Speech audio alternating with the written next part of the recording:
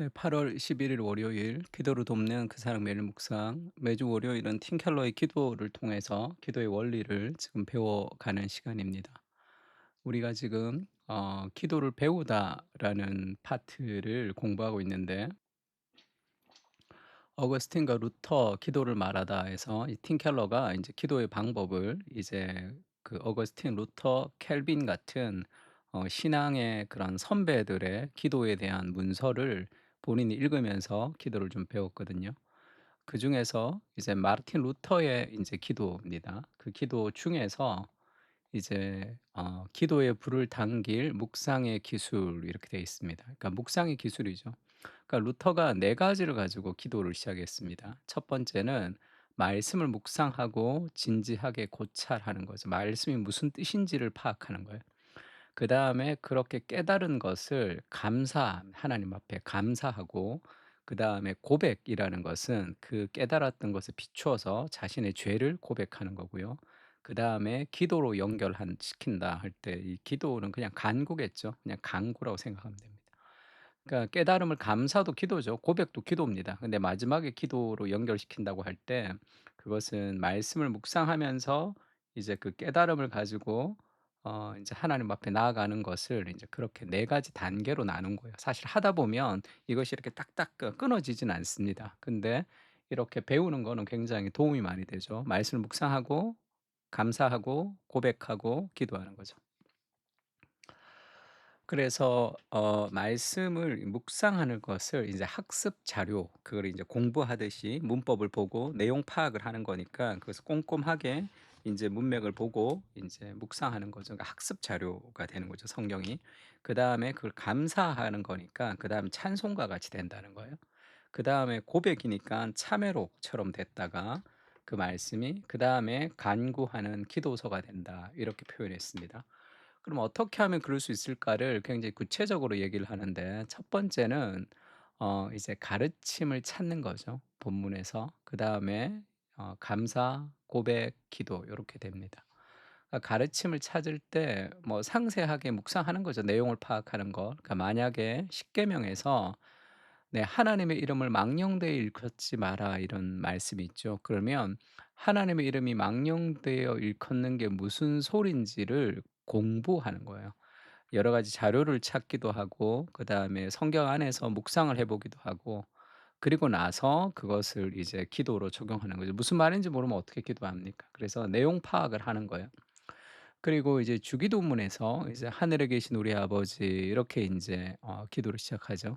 그러니까 "하늘에 계신 우리 아버지." 이렇게 인제 기도를 하는 거니까 내 아버지가 아니고 '아 우리의 아버지구나.'라는 것을 이제 깨달았다고 가정을 했을 때, 그다음에 그 '아 하나님이 우리의 아버지구나.'라고 깨닫고 나서 이제 감사할 수 있죠.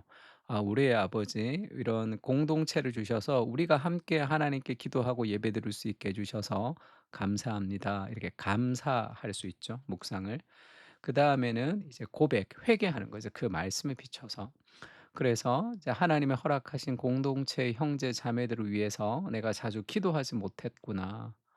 그리고 내가 마음을 이렇게 사람들을 독려하고 그렇게 하지 못했구나.'라는 것을 이제 고백할 수 있죠. 죄를 고백하는, confession 하는 겁니다.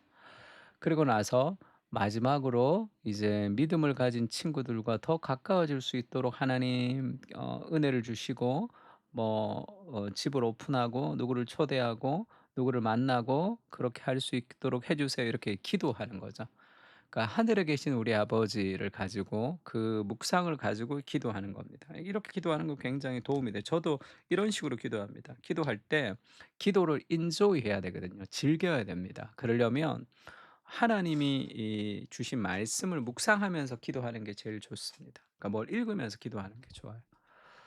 아니면 하늘에 계신 이렇게 얘기하면 뭐 그 하나님이 전지전능하시고 정말 하늘에 계신 분이시다라는 건데, 그것을 감사하죠. 전지전능하고 하늘에 계신 그 능력 있는 하나님이 우리의 아버지가 되신다는 것에 감사할 수 있고, 근데 그 하늘에 계신 전능하신 하나님을 내가 잘 신뢰하지 못해서 늘 두렵고 불안하고 여러 가지 그런 걱정과 근심에 휩쓸리는 것을 회개할 수 있겠죠.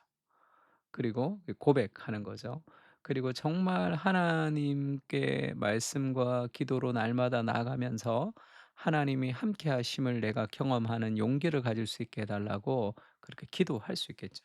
그러니까 그렇게 묵상하면서 기도로 연결하는 방식을 가지고 그렇게 기도하는 방법을 이제 루터가 알려주고 있습니다. 그러니까 이런 방식으로 묵상하고 감사하고 고백하고 기도하는 방식을 취하다 보면 자신만의 독특한 방식들을 찾아낼 수 있고 기도 기도의 불씨가 더욱 당겨지게 된다. 어 그 그래서 이런 과정을 쭉 거치면, 그러니까 저는 이제 성경을 읽으면서 기도하고요. 그다음에 이제 책을 또 옆에 기도할 때 읽는 책이 있습니다. 그러니까 그 기도할 때 한 챕터씩 그 책을 읽으면서 이제 기도하는 거죠. 그것도 굉장히 좋고, 그리고 그때 이제 떠오르는 모든 생각들 기도할 때 그것을 제가 옆에다가 적어 놓습니다. 저는 그래서 이 메모지를 늘 가지고 기도해요. 그러니까 모든 걸 다 적어 놔요. 그 떠오르는 모든 생각을. 그게 뭐 어떤 것은 기도하다가 뭐 이상한 그런 다른 잡생각으로 이렇게 막 나갈 때도 있죠. 어쨌든 다 기록합니다. 그리고 기록한 것을 가지고 또 기도하기도 하거든요. 그걸 가지고 글을 쓰기도 하고.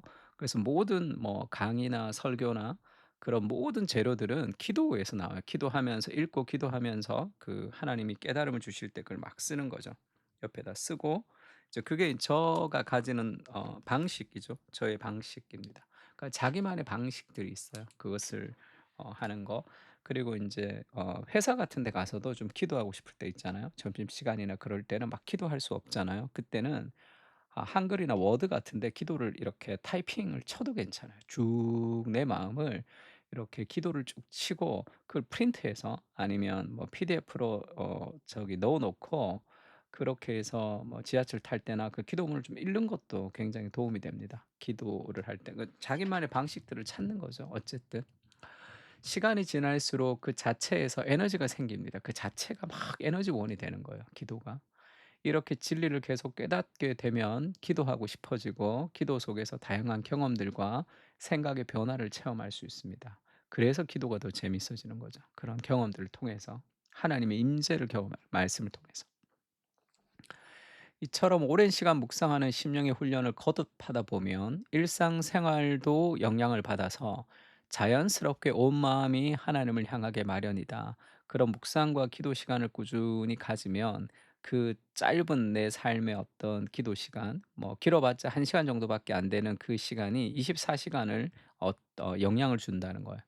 그러면 우리가 아침에 묵상하고 저녁에 뭐 일기를 쓰고 뭐 이런 삶의 패턴을 가진다면 이 중간에 있는 수많은 사건들을 하나님의 관점으로 볼 수 있는 그런 생활의 어떤 적용들이 점점 커집니다. 그러면 우리의 하루가 하나님의 바운더리 안에서 다 이해될 수도 있는 거죠. 듣고 보고 읽는 족족 죄를 뉘우치고 하나님을 찬양하고 주께 간구하게 된다. 삶의 장면들마다 주님을 모셔드리고 감정과 생각을 다스리며 좌절해서 일어서고 승승장구하는 상황에서 겸손하게 해준다. 그래서 이런 이 묵상을 계속 하다 보면 내가 화가 나거나 내가 짜증 나거나 그런 상황 속에서도 이게 내가 왜 이러지? 하나님 앞에 이렇게 자기를 좀 돌아보게 되는 거죠. 그렇다고 화를 안 내지도 않고 내 감정이 갑자기 좋아지진 않지만 그렇게 자신의 감정을 하나님의 관점으로 그렇게 한 번 더 볼 수 있는 그런 능력은 이게 점점 커지면서 훨씬 더 빨리 회복할 수 있습니다. 그러니까 내 영혼아 이렇게 자기가 자기 영혼에게 말을 거는 것은 굉장히 도움이 많이 되죠. 또 루터가 십계명을 가지고 기도했던 기도의 노트를 그대로 이제 틴켈러가 썼는데요. "나는 주 너의 하나님이다. 너희는 내 앞에서 다른 신들을 섬기지 못한다." 이 십계명을 이제 루터가 이제 기도문을 쓰고 있습니다. 이 본문을 보면서 "나는 진정 부요함이나 특권, 지혜, 권력, 명예를 비롯해 그 어떤 것도 마음의 토대나 신뢰의 대상을 삼아서는 안 된다고 생각한다. 둘째로 초대하거나 요청하거나 값을 들인 바도 없는데 그저 한없이 긍휼히 여기셔서 자유로운 방식으로 찾아오셔서 내 하나님이 되어 주시고 보살피시며 필요할 때마다 위로와 인도와 도움과 능력을 베풀어 주신 데 대하여 깊은 감사를 드린다. 첫 번째는 묵상의 깨달음, 두 번째 감사죠. 셋째, 무수히 우상 숭배를 저질러 두렵게도 주님의 분노를 불러일으킨 것을 고백한다. 회개하죠. 이를 회개하고 용서를 구한다. 넷째는 마음을 지켜주셔서 다시는 은혜를 잊어버리고 짓밟는, 그러니까 다른 신들을 쫓거나 지상에서나 어떤 피조물에서 위안을 찾는 죄를 절대로 범치 않으며 온 마음을 다해 내 유일한 하나님께 진심으로 단단히 붙어 있도록 해주시기를 기도한다. 묵상, 그 다음에 감사, 고백, 기도가 다 쓰여져 있죠. 번역이 좀 너무 이렇게 붙여가지고 번역을 해서 지금 명확하지가 않는데, 그래도 이렇게 루터가 이런 식으로 인제 기도한다는 거예요. 이를 굳이 쓸 필요는 없지만, 그러니까 루터가 본문에서 어떻게 하나님과 자기 자신 그리고 세상과의 관계를 미칠 진리를 추출해 내고 있는지를 살펴보라. 그의 묵상들에는 두서없이 떠오르는 생각과 개인적인 이야기가 뒤섞여 있죠. 막 그냥 온갖 생각을 다 적습니다 그냥.